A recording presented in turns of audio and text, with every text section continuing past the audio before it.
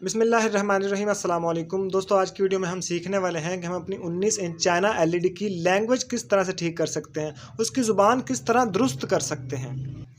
ये देखें, तमाम ऑप्शंस अरबी में आ रहे हैं जिसकी कुछ भी समझ नहीं आ रही, तो इसे हमें इंग्लिश में करना है। तो इसके लिए तरीकाकार बहुत सिंपल है।